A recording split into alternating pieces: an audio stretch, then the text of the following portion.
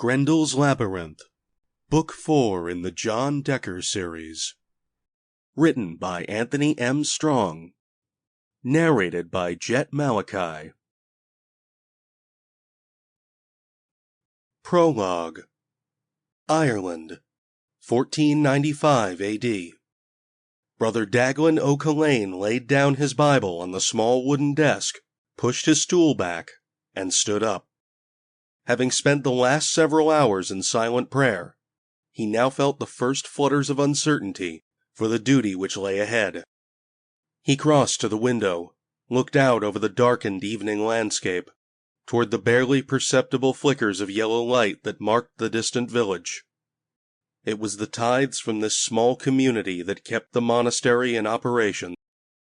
If the villagers only knew the true purpose of the holy building and the evil it guarded, they might rethink their decision to live in such close proximity. Brother Daglin sighed. The time was drawing close. As if to underscore this awareness of the approaching hour, a light knock interrupted his introspection. Daglin turned toward his cell door, but said nothing in response. He hadn't spoken a word for 12 years, since joining the order as a 14-year-old boy and taking a vow of silence. Even so, he made his way to the door, touching the treasured Bible one last time on the way out. 2 monks stood in the corridor, older men who had been instrumental in his spiritual training. Now they waited for him to join them on one last journey, their hands clasped together, lips moving in silent devotion. Daglin allowed himself to be led along dim passageways.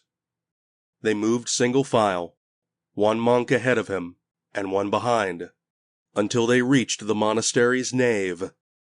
Here, in this holy place, candles burned, casting pools of yellow light into the frigid air and throwing long shadows. This was not, however, Daglin's ultimate destination.